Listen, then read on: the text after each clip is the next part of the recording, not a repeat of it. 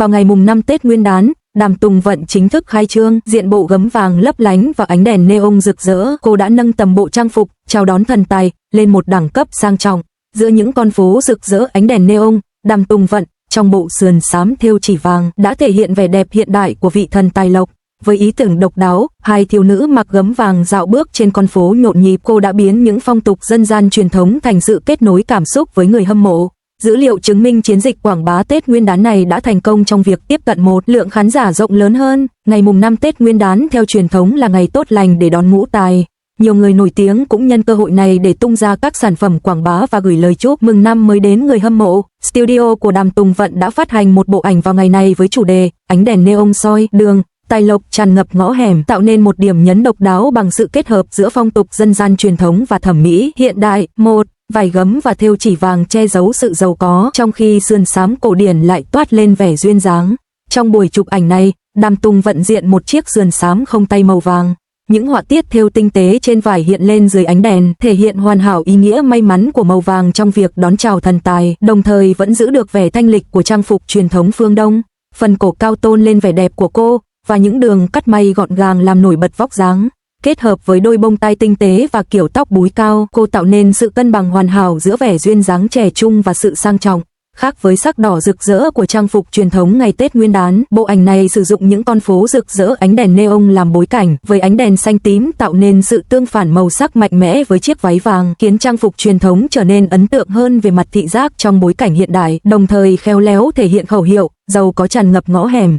2. Tận dụng phong tục dân gian để xây dựng kết nối tình cảm với người hâm mộ. Hãng phim đã chọn thời điểm phát hành sản phẩm vào lúc 18 giờ ngày mùng 5 Tết Nguyên đán, trùng khớp với phong tục dân gian truyền thống, đón tài tài. Điều này không chỉ truyền tải lời chúc năm mới, mang lại tài lộc và của cải, mà còn giúp người hâm mộ cảm nhận được sự tận tâm của nghệ sĩ và ekip. Phần mô tả trong bài viết, hai thiếu nữ khoác áo gấm vàng, dạo bước trên con phố rực rỡ sắc màu, hân hoan đón nhận tài lộc từ mọi hướng, không chỉ làm nổi bật phong cách độc đáo mà còn sử dụng biệt danh hai thiếu nữ để tạo sự kết nối gần gũi hơn và tăng cường sự đồng cảm về mặt cảm xúc với người hâm mộ. Dựa trên số liệu, bộ tài liệu này nhanh chóng thu hút hơn 800 lượt chia sẻ lại, hơn 1.600 bình luận và gần 6.000 lượt thích sau khi được phát hành. Người hâm mộ để lại những bình luận như mong bạn mang lại nhiều may mắn và chị ấy giỏi quá, cho thấy nó đã đáp ứng chính xác nhu cầu cảm xúc của người hâm mộ. 3. Bí quyết phá vỡ vòng luẩn quẩn. Trong các chiến dịch quảng bá Tết Nguyên đán của người nổi tiếng những năm gần đây, các hoạt động quảng bá Tết Nguyên đán của người nổi tiếng đã vượt xa việc chỉ đơn thuần đăng ảnh đẹp, trở thành một cách quan trọng để tận dụng phong tục tập quán, truyền tải cảm xúc và củng cố hình ảnh trước công chúng.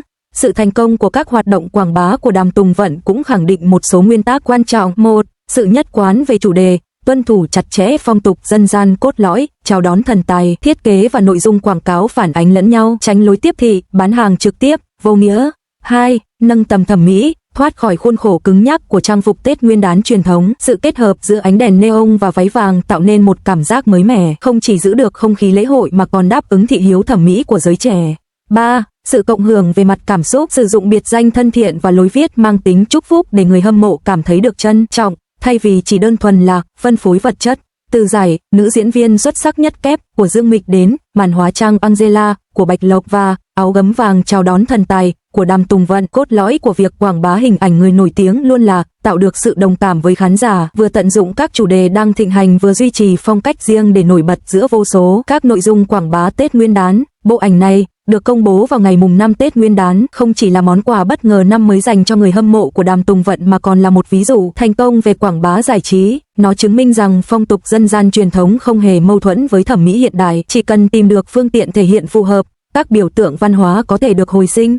Và đối với người nổi tiếng, kinh doanh thực sự luôn là truyền tải thông điệp của họ bằng cả trái tim và sự chân thành. Sau cuộc cạnh tranh khốc liệt về sắc đẹp là cảm nhận về lòng nhân ái. Vẻ đẹp của Vương Chu Luân tựa như một bức tượng trong bảo tàng, hoàn hảo nhưng vẫn có phần xa cách, còn Đàm Tùng Vận lại như một chiếc bánh bao nhà làm, ấm áp và tự nhiên. Lượng người xem cao nhất của gala Tết Nguyên đán chứng minh rằng vẻ đẹp lộng lẫy gây ấn tượng mạnh mẽ, nhưng sự ấm áp mới là điều chạm đến trái tim. Ngày nay, vẻ đẹp thần thánh thì nhiều, nhưng lòng nhân ái lại là thứ hiếm hoi. Ban đầu tôi bật kênh xem chương trình gala Tết Nguyên đán năm nay vì nghĩ đến Vương Chu Luân. Khi bức ảnh cô ấy mặc váy đỏ bế doan xuất hiện, làn da trắng mịn, chiếc cổ thanh tú và đôi mắt hơi u sầu thực sự gợi lên hình ảnh Triều Quân lên đường ra biên giới. Số liệu thống kê đã nói lên tất cả chỉ trong vòng 20 giây, cô ấy đã thu hút được 650.000 người theo dõi. Nhiều người nói rằng cô ấy là Triều Quân được chọn, xinh đẹp như bước ra từ một bức tranh. Thành thật mà nói, khi xem, sự chú ý của tôi bị thu hút bởi một chiếc sườn xám màu vàng nhạt. Khi Đàm Tùng Vận bước ra trong bộ trang phục đó, tôi đã dừng lại vài giây, không phải vì kinh ngạc, mà vì một cảm giác rất dễ chịu. Nó giống như một cành hoa mai mùa đông bất ngờ xuất hiện giữa một căn phòng đầy hoa hồng đỏ, không bắt mắt, nhưng ánh nhìn của tôi không thể tránh khỏi việc hướng về nó. Vẻ đẹp của Wang Churan chính là câu trả lời hoàn hảo. Nét mặt cô ấy tinh tế như tượng tạc, cô ấy mặc đồ đỏ với mái tóc đen, đôi mắt kể lên một câu chuyện, cô ấy không tì vết, nhưng chính vì quá hoàn hảo nên cô ấy lại toát lên một khoảng cách nhất định, giống như một bức tượng trong bảo tàng. Bạn có thể dừng lại để chiêm ngưỡng, nhưng một khi đã nhìn xong, mọi chuyện đã kết thúc. Vẻ đẹp của Đàm Tùng Vận tựa như một bài kiểm tra mở sách. Khi cô mặc chiếc sườn xám màu vàng nhạt, nụ cười của cô để lộ hàm răng trắng như xôi, và một số người xem trong phần bình luận nói rằng cô trông giống như bạn học cấp 3 của họ. Vẻ ngoài tự nhiên và thoải mái đó khiến cô trông dễ gần. Đứng đó, cô giống như tiểu thư được nuông chiều nhất của một gia đình giàu có, biết rõ mình là ai và không cần phải tỏ vẻ ta đây. Một bên là thần thánh, bên kia là nhân tính. Sau đó tôi nhận ra rằng khán giả năm nay dường như ít quan tâm đến cảm giác huyền ảo hơn. Buổi dạ hội Tết Nguyên đán vốn là về niềm vui và sự phấn khích, nhưng khi một mỹ nhân hàng đầu đứng giữa sân khấu, cô ấy dường như không thể với tới, và ngoài việc chụp ảnh màn hình và đăng lên mạng xã hội, cô ấy dường như chẳng có liên quan gì đến khán giả. Đàm Tùng Vận thì khác, cô trở về quê nhà Nghi Tân, Tứ Xuyên để đón Tết Nguyên đán và hô vang, chúc các bạn mau chóng thành công và thịnh vượng. Trên sân khấu bằng tiếng địa phương Tứ Xuyên, cô đã kết hợp nghệ thuật đổi mặt trong kinh kịch Tứ Xuyên, hình ảnh gấu trúc và phong tục mời rượu xuân vào chương trình của mình. Cô bí mật tham gia chương trình gala Tết Nguyên đán mà không nói với bố mẹ, muốn họ vừa bất ngờ vừa vui mừng khi thấy cô trên truyền hình. Sự chu đáo như vậy chính là bản chất của cuộc sống thường nhật. Sau cuộc cạnh tranh khốc liệt về ngoại hình, điều quan trọng nhất là ý nghĩa của cuộc sống. Cô ấy thậm chí còn đăng tải một video mô phỏng việc đến thăm họ hàng và phải đối phó với một đám cô chú, điều mà cư dân mạng thấy vô cùng chân thực. Một người khiến bạn cảm thấy kính trọng, trong khi người kia lại khiến bạn muốn đến bắt tay. Sự khác biệt rất rõ ràng. Nhiều người hỏi tôi liệu điều này có nghĩa là nhan sắc của họ đã bị lu mờ. Tôi nghĩ hoàn toàn ngược lại, đó là sự nâng cấp về mặt thẩm mỹ. Vài năm trước, mọi người đều theo đuổi khuôn mặt như người mẫu, nhưng cuối cùng họ nhận ra rằng dù đẹp, họ lại thiếu sức hút lâu dài.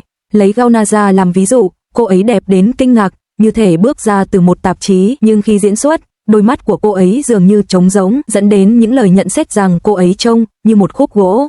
Mặc dù Đàm Tùng Vận không được coi là mỹ nhân đạt chuẩn nữ thần, nhưng cô ấy rất tự nhiên cả trên màn ảnh lẫn ngoài đời. Trong Huyền thoại Xạ Điêu, cô vào vai Tiểu Yêu Tiểu Giao. Khi bước lên cây cầu gãy, phản ứng của cô từ nhìn chằm chằm ngơ ngác đến lẩm bẩm hoảng loạn, rất sống động và hài hước, giúp cô nhận được lời khen ngợi từ khán giả vì sở hữu tinh thần của Hoàng Dung. Tôi thừa nhận mình có phần thiên vị khi viết điều này, nhưng khi xem xét kỹ hơn, sự thiên vị này hoàn toàn hợp lý. Vẻ đẹp của Wang Churan giống như một món ăn 3 sao Michelin, bạn phải thưởng thức đúng cách để đánh giá đúng chất lượng của nó. Vẻ đẹp của Đàm Tùng Vận giống như món há cảo nhà làm, bạn không cần phải phân tích nhân bánh hay bình luận về hình dáng, chỉ cần một miếng cắn là bạn đã cảm nhận được hương vị quen thuộc. Có một điểm nhấn đặc biệt thú vị trong bảng xếp hạng gala Tết Nguyên đán, không phải đến từ một màn trình diễn solo, mà là từ một nhóm 6 ca sĩ: Đàm Tùng Vận, Senjue, Wang Churan, Su Jiaying, Penny Tai và Claire Kuo, với màn trình diễn đạt tỷ lệ 2,35%. Trong số các ca sĩ chuyên nghiệp, Đàm Tùng Vận nổi bật với phong thái gần gũi và thân thiện. Năm ngoái, trong đêm giao thừa, Niping đã dẫn dắt mọi người cùng nhau ôn lại những kỷ niệm về chương trình Tết Nguyên đán, thu hút lượng người xem cao nhất đạt 2,46%. Điều thu hút mọi người không phải là những màn trình diễn công phu, mà chính là cảm giác quen thuộc mang lại sự thoải mái cho họ. Vẻ ngoài lộng lẫy khiến người khác ngưỡng mộ, chỉ có sự ấm mới có thể chạm đến trái tim mọi người. Ngày nay, sự thiêng liêng tràn ngập, còn lòng nhân ái lại trở nên hiếm hoi. Cuối cùng, tôi nhận ra mình càng trân trọng cảm giác gần gũi này hơn. Sau khi xem chương trình gala Tết Nguyên đán, tôi đã lưu lại phần trình diễn của Đàm Tùng Vận để dù xem lại sau này, tôi vẫn có thể nhớ lại sự ấm áp dịu dàng trên sân khấu ấy. Đây là những cảm nhận chân thành của tôi về chương trình gala Tết Nguyên đán. Tôi không thiên vị ai cả, tôi chỉ chia sẻ quan điểm của mình. Mỗi năm, gala đều có những tiết mục biểu diễn tuyệt vời, nhưng điều tôi nhớ nhất thường là những khoảnh khắc gần gũi và dễ đồng cảm. Cảnh nào đã để lại ấn tượng sâu sắc nhất với bạn?